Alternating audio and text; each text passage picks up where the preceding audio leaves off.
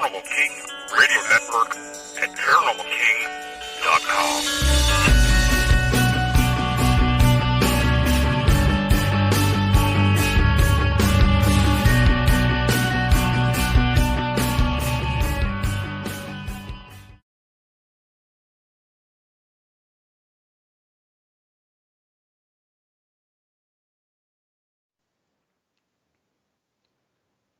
Welcome to the Paranormal News Insider for the week of September 27th, 2022, and episode number 529.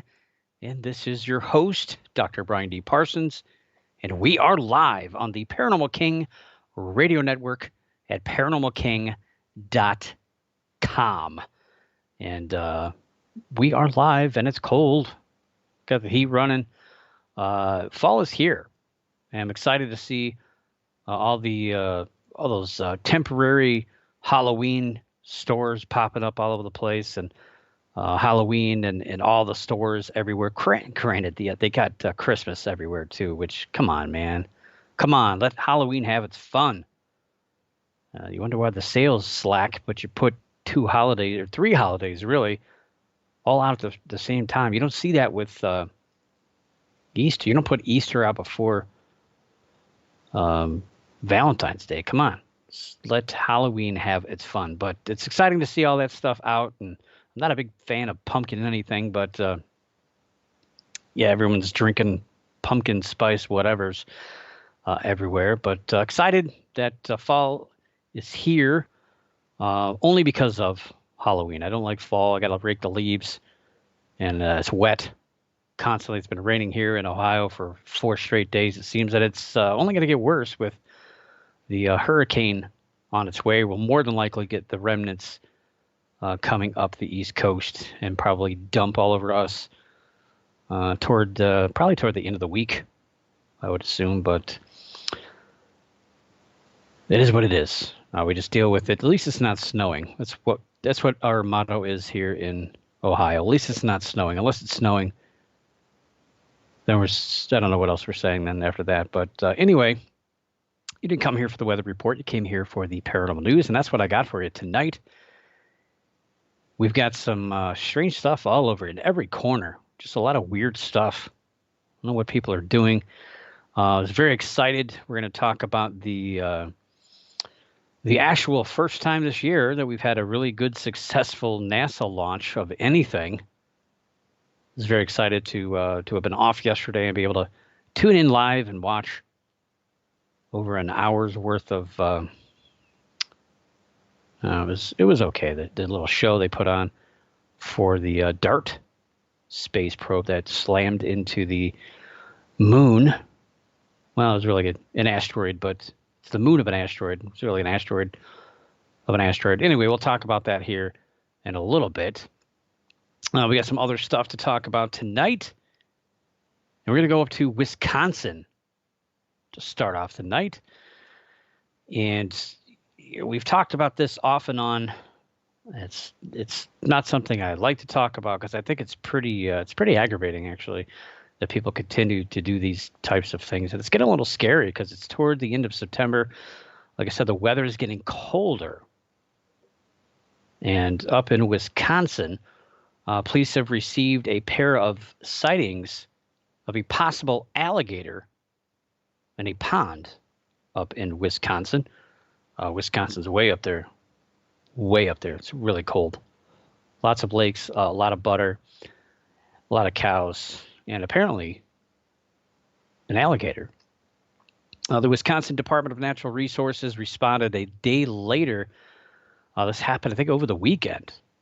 And they responded either Sunday or Monday to investigate the sightings, as well as some possible tracks that were reported in the backyard of some adjacent homes to the Regal Family Park Pond.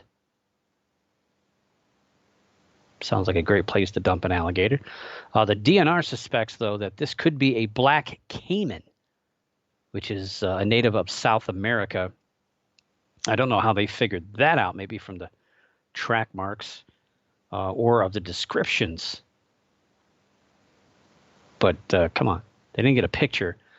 I don't know how you could narrow that down to a black caiman. Obviously, this was someone's pet that probably grew too large for them to handle. As we always say, it's not like they're making their way naturally to Wisconsin, which would be a true cryptid story if they were doing that. That would be unheard of if they were able to survive in the cold water. I think that water is always cold up in Wisconsin. It's probably even in the summertime. It's probably 33 degrees. It's got to be cold up there. No, I'm kidding. It's getting colder up there though, and I joke, but this is a serious thing. It's potentially dangerous to those who may accidentally come into contact with it. No word on how big it is, how long. Generally, when they hit about 2 to 3 feet long, and that's when people realize I can't take care of this thing anymore. I got to dump it off. And instead of calling somebody, instead of taking it somewhere, they find the nearest body of water and they just launch it, which is very, very sad. But again, this could become dangerous if it's approaching 3 feet. Even though it was, you can't domesticate an alligator. Even though it was in human contact, may allow somebody to get too close to it, and it could bite, or could scare somebody and cause an accident, I suppose. But the biggest thing here is, especially this time of the year, again, it's getting colder. So this is pretty much a death sentence to this poor creature, as they cannot survive in cold water for very long. They can slow their metabolism down, they can slow their bodies down, but eventually they will succumb to the cold, especially a smaller alligator or black caiman for that matter.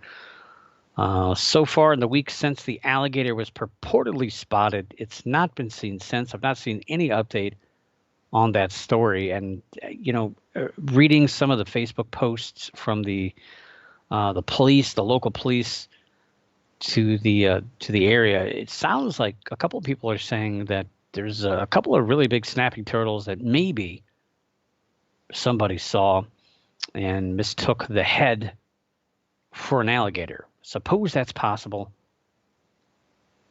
But hopefully it is just a case of mistaken identity, which does happen, by the way, and not just with people seeing what they think is a mountain lion turns out to be a house cat. That's a pretty big difference. A 5-pound house cat and a 140-pound mountain lion. One that's 8 inches or 12 inches long versus one that's over 6 feet long from nose to tail. But it happens. And I suppose it could happen in the water as well, with somebody seeing what they think is an alligator turn out to be a snapping turtle. But generally, when you're, especially a smaller alligator, if they're moving around, you're going to see pretty much head to tail, the small guys. So I don't know. I didn't read the description. They didn't really release the actual descriptions. They just said that 2 people reported it. So, hopefully it didn't die. But you never know. Don't do that. Just call somebody. A lot of states here in the United States have, I don't know what you call it, but basically a law that's in effect that if you surrender these animals, that they won't press charges against you. You're better off doing that than killing that poor thing. I mean, you bought it, you raised it, and now you're basically just killing it at that point when you're turning it loose in areas where they're not naturally known to exist, especially in the Northeast or the Midwest.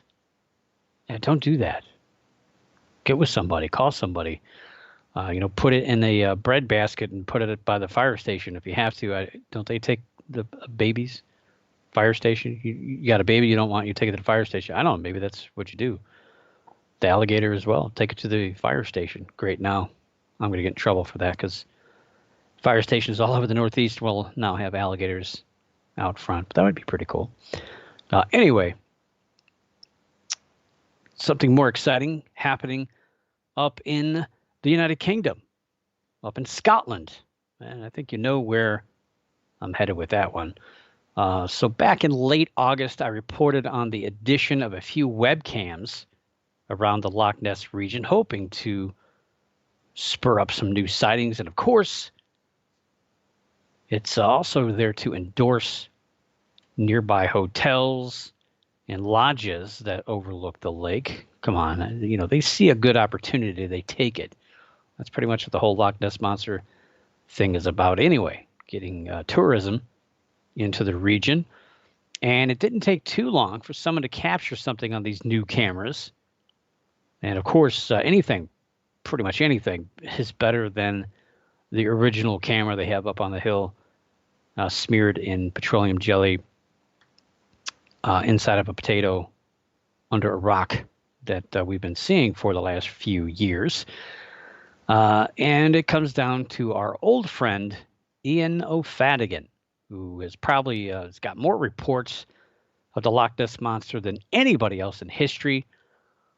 I think he actually had almost half of the webcam sightings for last year, because was it 2021 is the either 2020 or 2021 they separated the webcam sightings from the live in-person sightings. I guess that's one way to put it. So they're not all cobbled together, because webcam sightings I don't think should count for official sightings of the Loch Ness Monster, and that's pretty much what they've done with this. But Fadigan, a huge fan. He's been he's like 65 or 67, but he's made numerous trips. He saw the Loch Ness Monster a long time ago, and his every wave, every dark shape in the water is the Loch Ness Monster, according to him. And he has some of the more colorful descriptions of this creature purportedly in the water. So he had not one, but two sightings in the last couple of weeks via the webcams. And of his first sighting, he stated, quote, the first at the Klansman webcam Loch Ness was at was that 10:13 p.m.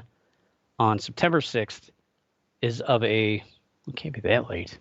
What time would you see that at 10 p.m.? Maybe that's wrong. I don't know. September 6th is of a water disturbance and a long dark shape, which was recorded for 4 minutes and was only darkened to water visible in the recording of the loch in that time, unquote. That's what I get for copying off of a website. There's no way it was that late. That'd be 8:13 p.m. So, a little bit of light, maybe. I don't know. In the hills surrounding the loch. Yeah, it was 8 o'clock. Sorry, 2013. Let's see. The second was recorded on the Shoreland Lodge's webcam at 7:35 p.m. on September 15th. Of that setting, he said the object was, quote, black and long in the region of 6 to 8 feet long, like an eel, or rather a very large or giant one. Its dark black color breaks the surface occasionally as it moves to the right, unquote. Now, that sounds exciting. I mean, that sounds like you've definitely seen something, and it's definitely come out of the water. And if you can measure it, I don't know how you can measure it when you're not even sure how far away the water is from the camera. I don't know how you can guesstimate footage when you have nothing to measure it against. But that's Ian O'Fadigan. That's what he does. But of course, looking at those sightings, the pictures, there's a video of these as well. To the rest of us, the sightings both pretty much look like wind slowly blowing across the surface of the lake that is rolling down through the valley. And nothing I saw broke the surface. And the discoloration is caused by the wind moving across the surface of the water. So it blows the water and creates angles so it looks a different color. It's not really anything under the water. I never saw anything break the surface. I don't know where he's getting that from. It seems like he's really reaching for these sightings, and I don't know anybody that was really convinced, except for, of course, the Telegram, yeah, all the UK rag magazines, online magazines, were just really pushing the story hardcore through the both sightings, and I didn't see anything. I don't know what they're seeing or why they're behind this so much. Um, Maybe they're running out of Queen stories. I don't know, but I didn't see anything there. And of course, again, to the rest of us, it looks just like wind. You could see multiple disturbances in both videos all over the lake of wind. And I watched the cameras yesterday and a couple of days ago. I watched them in the evening. Well, the evening their time, which is a little earlier here, and I saw the same stuff. But I don't think it was the Loch Ness Monster. It just looked to me like the wind blowing across the loch or the lake. Of course, in that time of the evening, when I'm sure the temperature is changing, the sun is setting, you still got sun on the top of the hills, and the valley is cooling. So of course you're gonna have air movement. Man, it's easy to see something when you're far away from it. Even Gary Campbell, who is the host of the official Loch Ness Monster Sightings Register website, has not put these sightings up as official webcam sightings on his site, and I don't think he's going to. And I'm pretty sure Ian O'Fadigan is not happy with Gary Campbell at this point, because he's had multiple ones that were nixed from being on the site. The one webcam sighting, I think it was this year. It's the first one this year he thought he saw, but it ended up being paddleboarders, stand-up paddleboarders. And he said, absolutely not. It was the Loch Ness Monster 5 feet out of the water. No, it was not. But he'll swear he sees them all over the loch, all over the lake. And, now we've given him more power to see that. But I'm surprised nobody else, if in fact that was something legit, I'd like to see more than one person step forward. But I don't think that was it. Why are we not seeing stuff coming up out of the water? Why aren't we just looking at disturbances on the surface? I mean, really, that's really.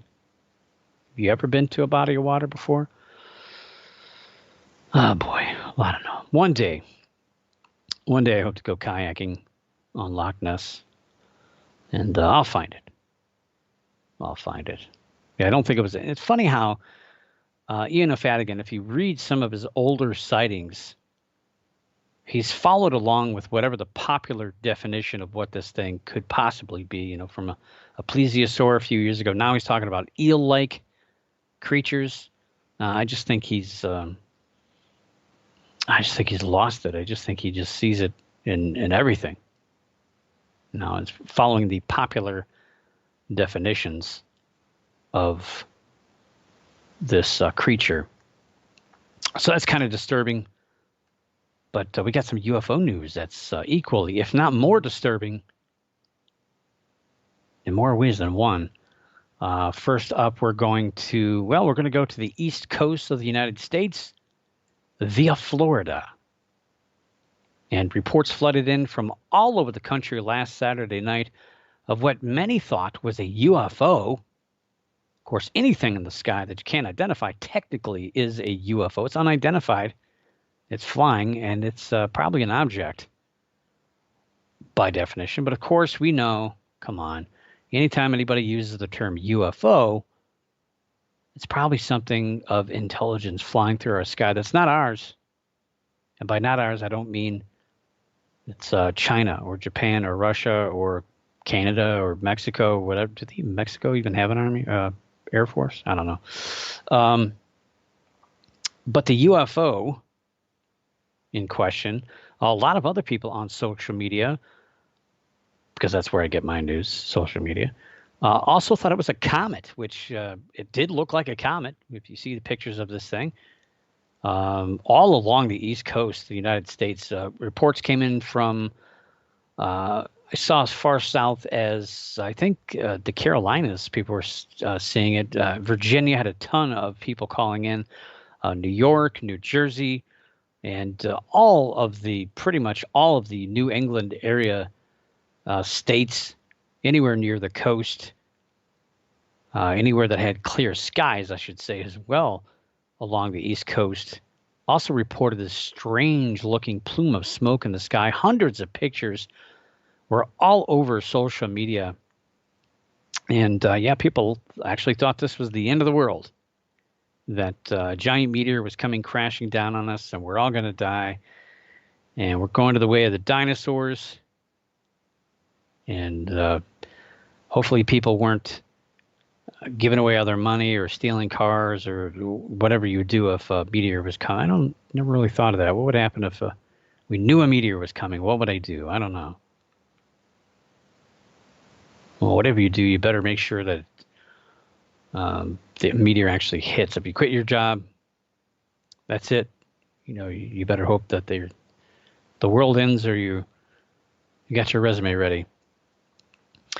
So many thought, again, UFO, a comet, meteor, all your standard stuff that you think of when people see these strange plumes of smoke in the sky. But it's pretty quick this time for news outlets to identify this. Of course, social media, you could tell people all day what it is. They don't care. They're just going to continue to spread misinformation and continue to try to get likes and continue to have people retweet or heart or care or like or whatever you're on platform. But it wasn't misidentified or unidentified or whatever it was. It was just another rocket. And of course, we know that wasn't the Artemis 1, that's for sure. It was another Falcon 9 rocket launched by SpaceX that took place at Cape Canaveral, Florida on Saturday night at 7:32 p.m. The rocket was topped off with just what we needed. Just what we needed. 52 more Starlink satellites.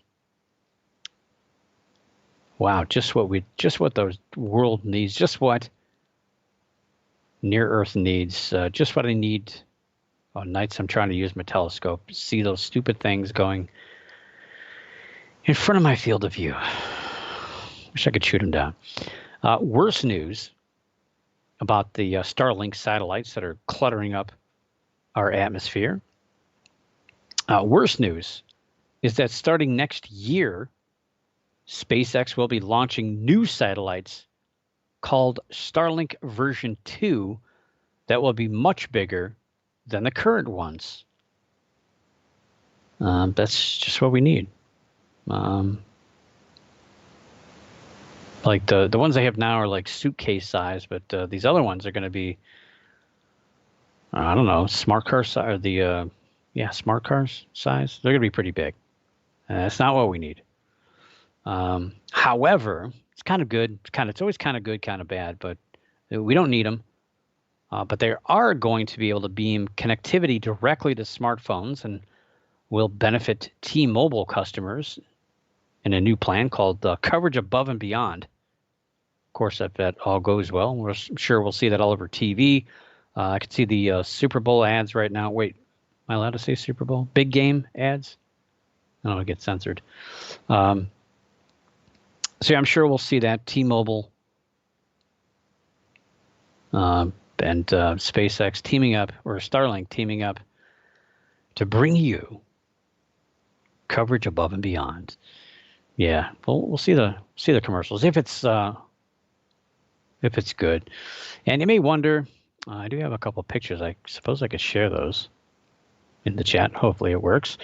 You may wonder what these people saw. Well, the timing couldn't have been better because that time of night, 7:30 p.m., the sun's going down. It's starting to get a little dark. I'll say a little dark, but it's dark outside. And this rocket is launching. It only takes about 15 minutes, really, from when it launched until it hits space. So this all went by pretty fast. But the plume of smoke is very, very big. I've seen a lot of pictures over the years. I've never seen one myself. But the closer you are to this rocket launch, what would have happened any later, People all over Florida will have lost their minds because it would have been huge in the sky. It's already huge. You can see a couple pictures I posted. One is from somebody's yard. You can see the gutter. It's a pretty big object in the sky. And again, this is up north. So this is very far away, hundreds of miles away from the launch site.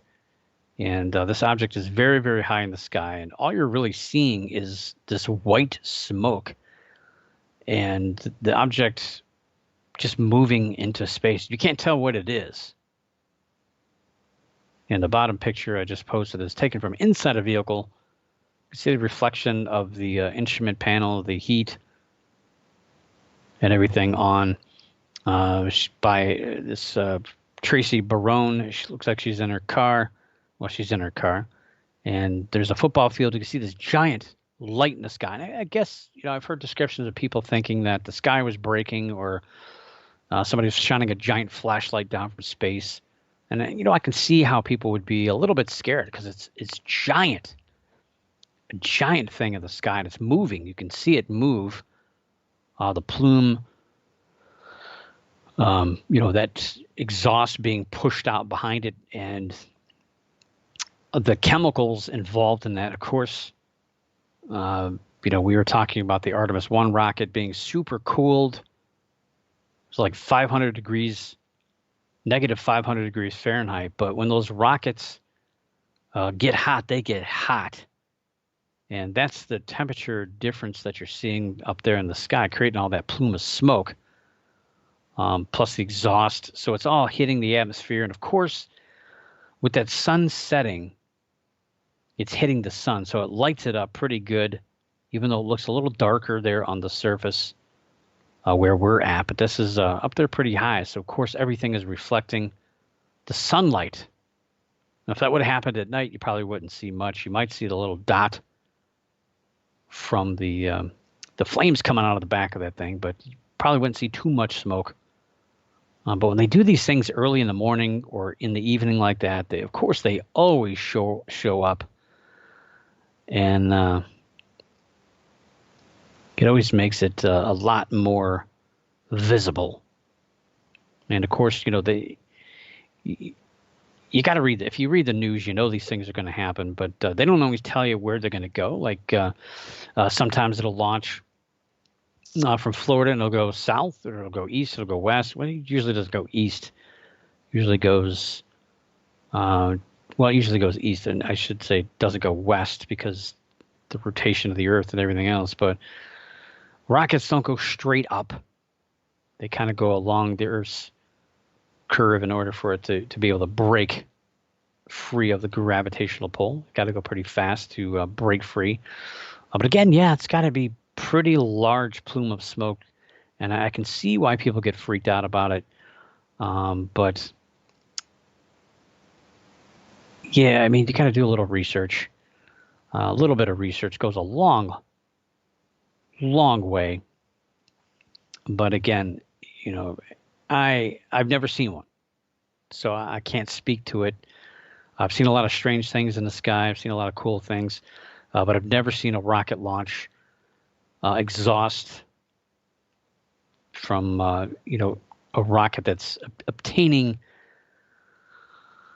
low Earth orbit ejection, in the morning or in the evening like that. That's just got to be pretty cool. I've seen rockets from really far away during the day, but never anything like that. These giant rockets they have nowadays, they're pretty big, pretty scary, pretty powerful, and it seems like they're launching all the time anymore. But yeah, Starlink, I don't think we need any more of those things. We got enough of them floating around. And in case you wonder, SpaceX now has launched more than 3,340 satellites into low Earth orbit. However, out of that number, 3,340, only 2,499 are operational. Of course, I don't know if that takes into consideration the 52 that just launched. I don't know if they're all operational or not, but they're not letting up. They're going to continue to launch these things. They're going to continue to cloud up the skies. And these things kind of have a mind of their own. Like they move around other objects, other satellites, pretty much at will. So other people can't really track these giant clusters of these satellites up there. It's just stop launching this stuff. Granted, there's a couple of other countries, or I should say companies, that are looking to launch these constellations of satellites as well. So can't complain about just one if there's going to be 3 or 4 companies launching, the upwards of 20 or 30,000 of these small satellites up into space. So then I don't know how many they're going to be launching of these larger Starlink version 2 satellites starting next year. But boy, oh boy, it's probably the last thing in the world that we need floating around in the sky. Speaking of floating around in the sky, probably one of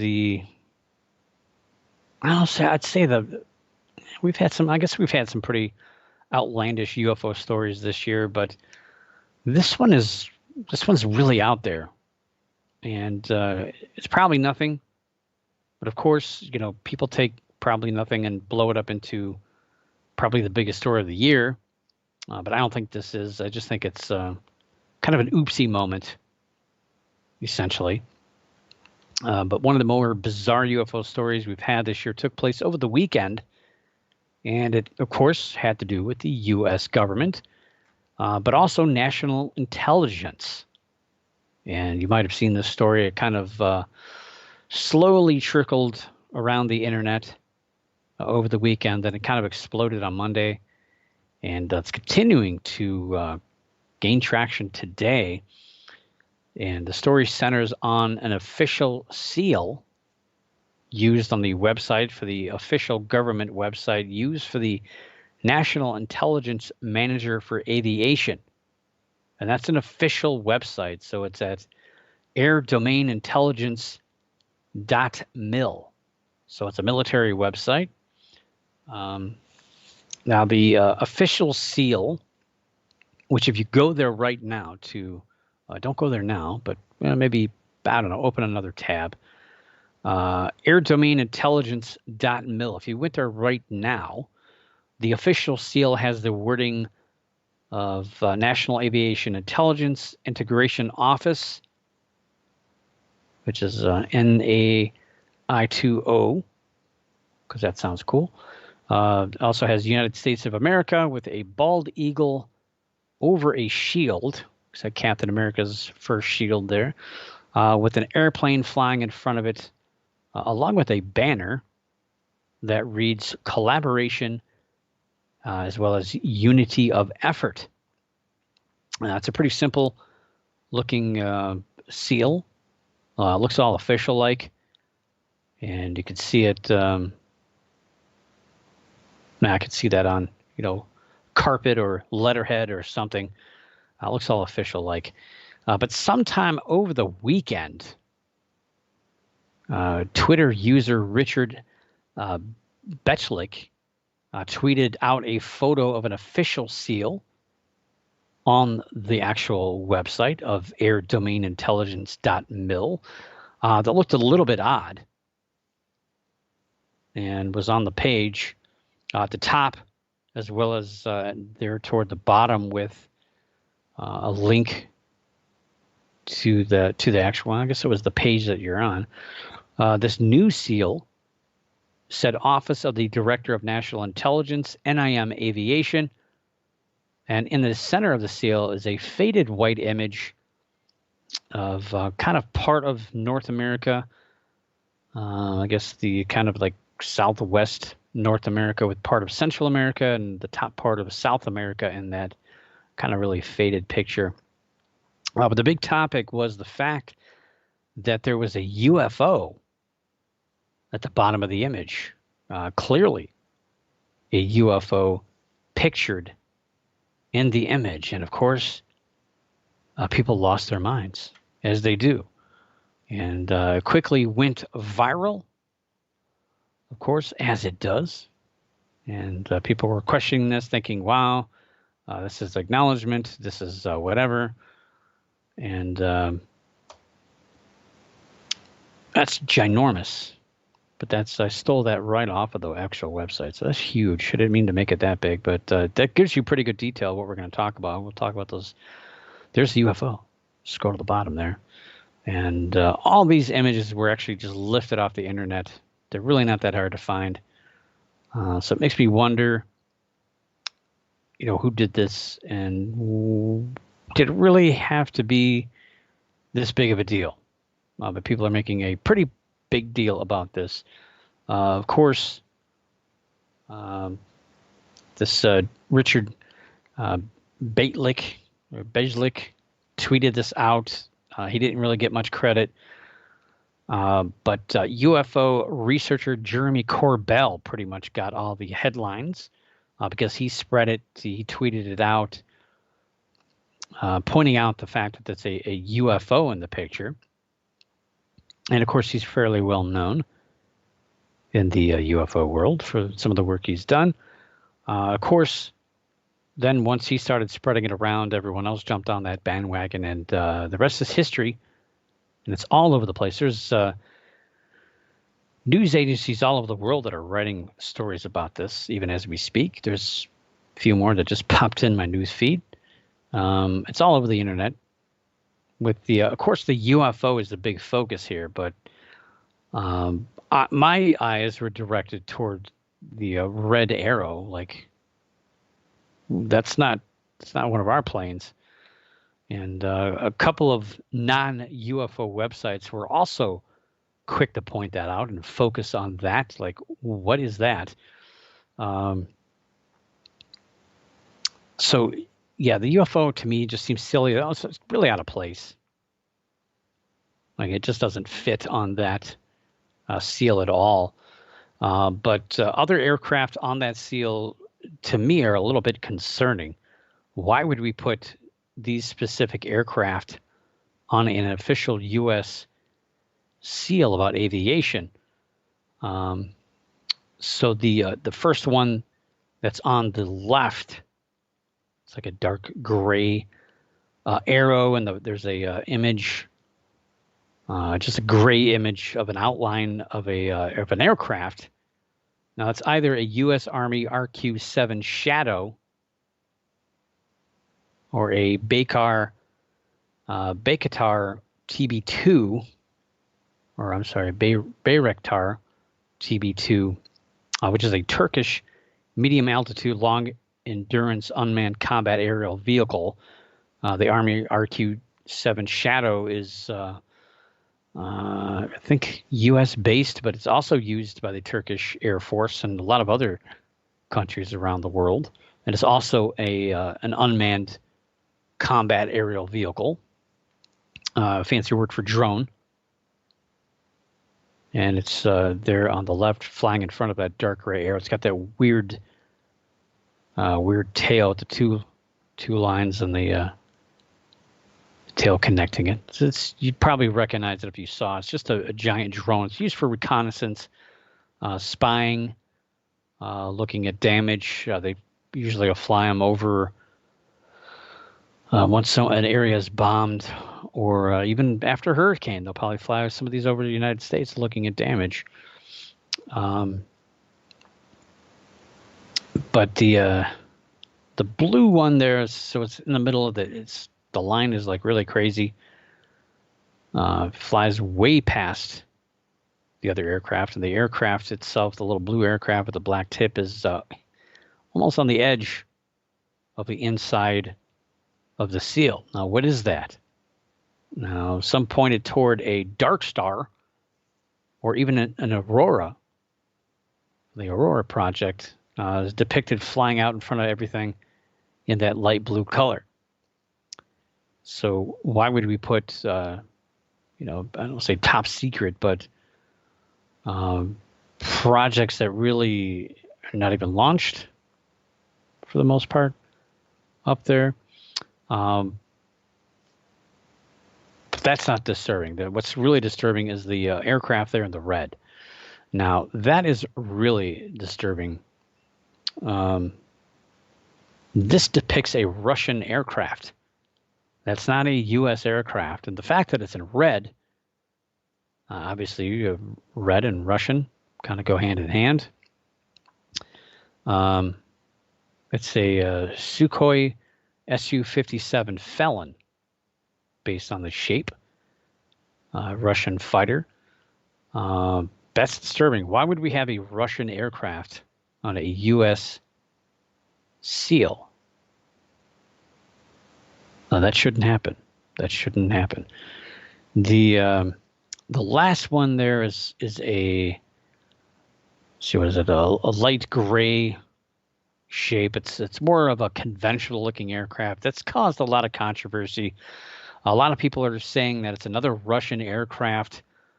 I forget what it was called, like the Bear or whatever, some kind of bomber. But no, when you match up the outline of the aircraft, I've read a couple of aviation websites have been talking about this as well, not just the UFO people, but this is making its rounds on aviation sites. The outline closely resembles, due to the swept wings and the engine pattern, and as well as the wing, the rear wing, it's that of a KC-135 Stratotanker, which is a U.S.-based aircraft. So kind of a weird mixture of aircraft to have on a SEAL. And, there's a lot of work that I've been reading about the website itself and about the SEAL. And nobody seems to know who wrote the website or what is going on behind the scenes of this website. But the website is fairly new.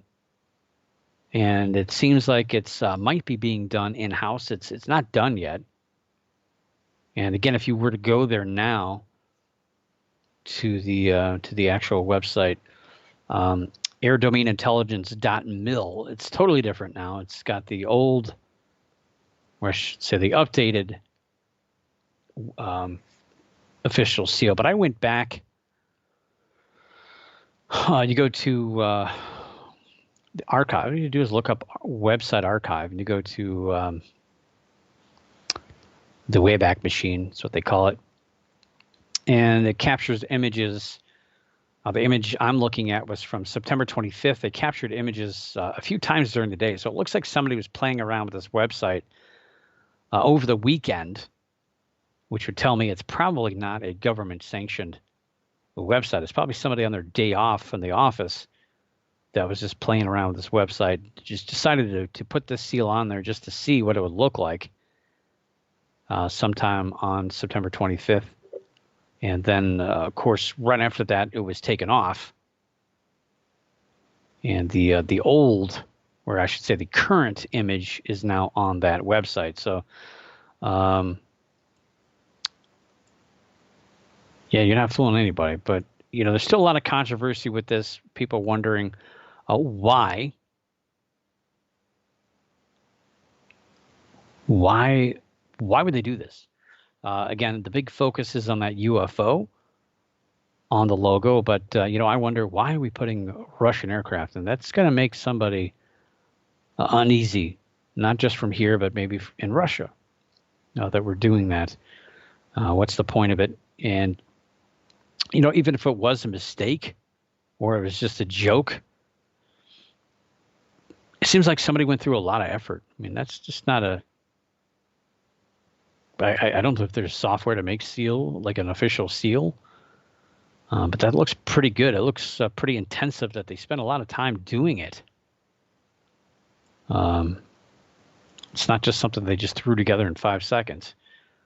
It took a little bit of time to accomplish that. There's only a few mistakes that I can see on it, but for the most part, it looks pretty darn good. And it makes you wonder, what was the point of that, to create that in the first place? And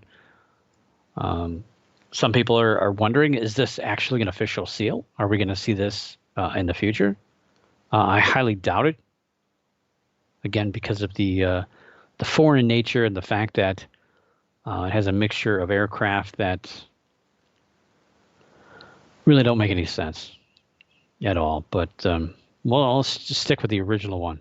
I think that's much better anyway. But The controversy lives on about this website. There's no official answer. It seems like, though, that it took a few days for anybody to really answer any questions about this, and they still really haven't directly answered what was going on behind this. But it seems like they're not happy. The government's not happy that this got out or that somebody did this and they got caught. Whether it was a joke or not, there's ways of doing websites. I update websites all the time, and there's ways to do it so it's not publicly available unless you know the actual URL. You got to be careful not to put it on your main site if you're going to do something crazy like that. So who knows what who did it or what the thought process was behind putting up something like that, but could be damaging for the U.S. government or this office or whoever's playing around with their website. Now, was it a hack? I highly doubt it. That would be an elaborate hack. But who knows? Stranger things have happened. Not Stranger Things on Netflix, but Stranger Things in general have happened. And I don't know. I think we may be hearing more about this in the days and weeks to come because it's kind of an unsolved mystery. And maybe the layers of this strange thing will be peeled back slowly, one peel at a time. And speaking of peeling, I don't know, it just sounded like a good segue. I have no idea what I would tie this to, but NASA hasn't exactly been peeling off too many successful space launches as of late. The Artemis 1 launch that was supposed to take us back to the moon. Of course, now that is, well, it should be there by now. It takes 11 hours. They took it off the pad. They drove it back into its the little hut there, so it doesn't get damaged by the hurricane. Which, call me crazy, but this is a rocket that travels a few thousand miles an hour through the atmosphere, through high temperature changes, out into space. I don't know. It can't survive 100-mile-an-hour wind. I don't know. Yeah, I guess it's probably better. I don't want to see that thing falling over. That would be pretty depressing. But yeah, they've rolled the Artemis 1 and the little, well, it's not really a lunar lander yet, but the whole deal back. That mission scrubbed for the next few weeks, probably 3 weeks they're talking, due to Hurricane Ian, which sounds like it's hitting outside of my window right now. But yeah, probably 3 weeks. They're looking at probably after mid-October, toward late October, for the next launch window. By the time, I don't know what they're waiting for. They say it's ready to go. I think there's something more going on that we don't know about. But horrible that this happened. I was so excited about this to see this thing launch and go around the moon and come back. And just really, I've never seen this in my lifetime. So it'd be kind of cool to see this kind of thing happen. But we're going to have to wait and wait. And of course, that's just one. It's the Artemis 1. The Artemis 2, as I talked about before, is a manned mission where it's going to go out around the moon and then just come back. I guess around the Earth and then around the moon and then out around and figure eight and splash in the ocean. But the third one, Artemis 3, they will land on the moon. Now, that will be very, very exciting. Of course, we're talking at least 3 years for that to happen, but at this rate, it could be longer due to all these pushbacks and cancellations. And of course, I was looking at Mars missions and how many were unsuccessful. I mean, Mars missions as far as sending probes and satellites, of course, is also rovers and other objects to the planet. Russia, literally had, I think, 10 10 out of 11 first missions failed. The U.S. had also failures. So this isn't something that's new, and I think that they're doing much better. I don't think this thing will blow up on the launch pad. Oh gosh, hopefully not, but especially not with astronauts on board. But it's all the telemetry and all these other things. You got to be careful when you're putting an explosion, a controlled explosion on a launch pad. You want to make sure you get it right. And something that's going to travel that far away, you got to make sure it goes right. But one successful thing happened yesterday. I was so excited for this. Watched it live. Very excited about this. Some positive news. The Double Asteroid Redirection Test, also known as DART, because everything cool comes from an acronym, as all you ghost teams know with your matching black shirts. It had a successful impact with its target. Of course, we don't know if the whole thing was successful. We just know it successfully hit the target. Whether or not it moved it, we still don't exactly know. That target was orbiting the asteroid, I guess you'd call it a moon, Didymos. Now, the moon is named Dimorphos. It's the smallest celestial object with a permanent name. Basically, because we already knew when they named it, they already knew we were going to hit it with a space probe to try to move it out of its orbit. Astronomers know that Dimorphos orbits Didymos once every 11 hours and 55 seconds, and that the distance between the centers of these asteroids is about 0.73 miles, just less than 3/4 of a mile, which is crazy when you think about it. Just think about that. These things are less than 3/4 of a mile apart, and we launched something from space that traveled 6.7 million miles, and we hit this little rock. That's pretty impressive for our technological feat. Although I guess destroying things or impacting things with other objects that's our specialty here in the United States. So we did it right. We did what we're good at. The impact test will now begin. As a lot of telescopes will be pointing toward the double asteroid to see if the impact was affected, has it affected Dimorphos at all, if it's moved it from its current pathway. So is it longer or shorter? I think the goal was to make it longer and a little further away, but we'll see what happened. If, in fact, say it's going to take about 2 months for all this data to be sorted out and to observe this long term, because again, that close, 3/4 of a mile, a small rock orbiting a slightly larger rock that are separated by 3/4 of a mile, that's about 7 million miles away. That's pretty hard to measure. And they're going to be taking a lot of measurements with some deep space telescopes to really get a good grasp of this. So the DART spacecraft is about the size of a golf cart. I guess you could say the weight of probably 2 golf carts, but the size of 1 golf cart, with long rectangular solar panels, giving it pretty much the width of a bus.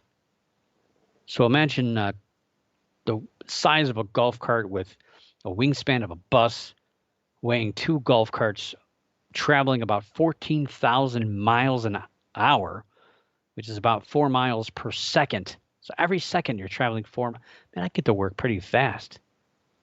If I drove 14,000 miles, 4 miles per second, yeah, it would take me, wow, that'd be pretty quick. Dimorphos basically has the length of about the height of the Washington Monument. At least it did.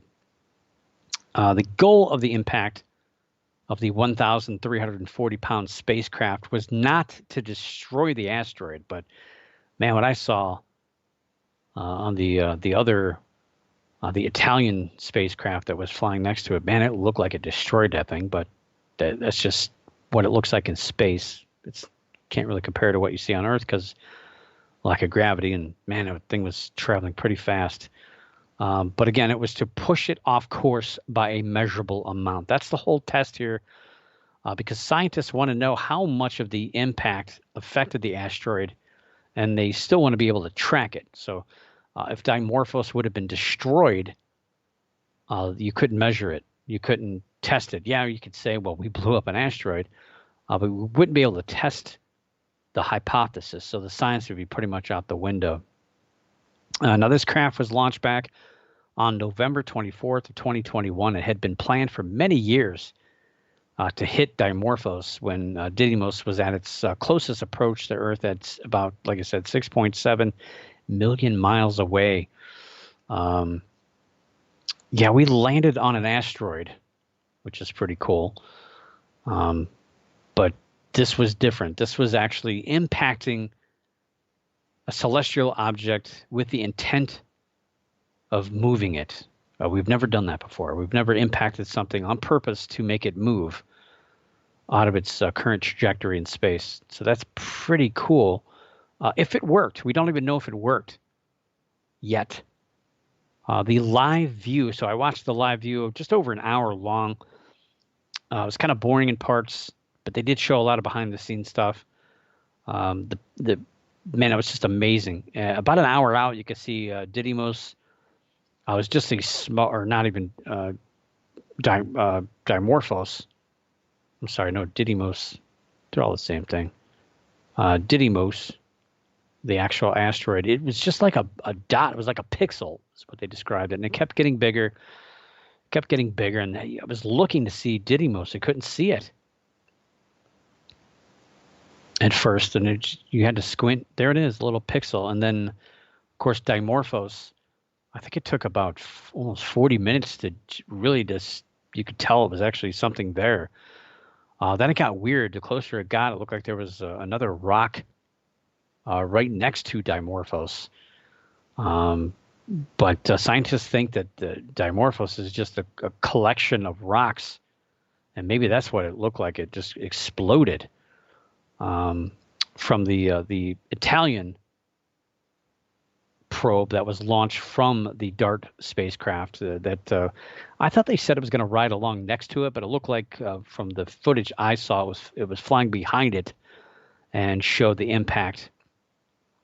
They also released, it was a French island out of the Pacific that had a really good telescope. You could see Didymos. You couldn't see Dimorphos, but you could see Didymos moving through the sky, and you could see the explosion of the impact. So pretty dynamic, and pretty much proves that it happened. I read a couple of people comments that said this didn't look like it was real. I don't think it really happened, but oh no, there's proof of it. But man, that live view was just beautiful. You could see this thing get bigger and bigger. Then you can see it was just aiming toward Dimorphos, and Didymos actually there for a second just disappeared. And you just kept getting closer and closer, and you're just like, holy cow, this is going to happen. This is going to hit. And there was a delay of about 38 seconds from the distance involved, of course, almost 7 million miles. And then, of course, there was a little bit of processing that was going on of the images. And this whole thing was tracked the last couple of minutes, did it by itself. We couldn't do anything. It was just flying by itself. But it was self-correcting pretty much all the way. They just kind of made a couple of bumps to get this thing to go where it needed to go. And it looked weird because it looked like it was moving all over the place, but I think that was just the camera itself. I asked the question in chat, but they never answered me because I think a lot of the Q&A was pre-done for some reason. But I don't know, they even had the Browns quarterback on. It was really weird, some of the questions and answers. But yeah, we saw the moon get bigger and bigger, filled up the entire screen, and it kept coming and kept coming. And I was like, oh my gosh, this is crazy. And then all of a sudden, you see these small rocks on the surface, and then it just, when you think it's the last one, that all of a sudden another one. And I'll show you the first one. It just kept getting closer, closer. Just when you thought it was close enough, all you saw was rock. So there you see it's about 1 minute out. You can see Dimorphos on the left, and then Didymos coming at you. in this image, and then I'll show you pretty much the last thing this camera saw of the impact. I'm sure you saw this. That's been all over the news. Pretty cool. You saw this rock right at the camera. It just looked like a pile of rocks. And then the next thing you saw was you could see a similar image at the top with rocks, but the rest of it was all red as the camera went out, and the crowd went wild. People were screaming, throwing papers, hugging each other, high-fiving, fist bumping with masks on, and all that stuff. But very exciting to see something actually work. And I tell you what, 14,000 miles an hour by something flown by a computer that was pretty much created just for this project, flying for almost a year through space to get to this very tiny rock. I think they did a heck of a job, and it's unimaginable that we could do that. And I'll tell you what, I feel like I could sleep a little bit better at night knowing that we can at least touch these objects. If we can't move them, at least we can hit them. It feels like a TV show or a movie, but I'll tell you what, again, I can sleep a little bit better at night knowing that we can affect these rocks. And this test hopefully was successful, that we can actually move these asteroids so they don't turn us into the next dinosaurs, I guess, make us extinct. So hopefully it was successful. And that's one less thing I got to worry about tomorrow. But I will see you next week. But for now, keep your eyes in the skies, keep your ears in the woods, and the hair standing on the back of your neck, and always keep your mind slightly ajar. Above all else, don't stop believing. For the Paranormal News Insider, this is Dr. Brian D. Parsons reporting.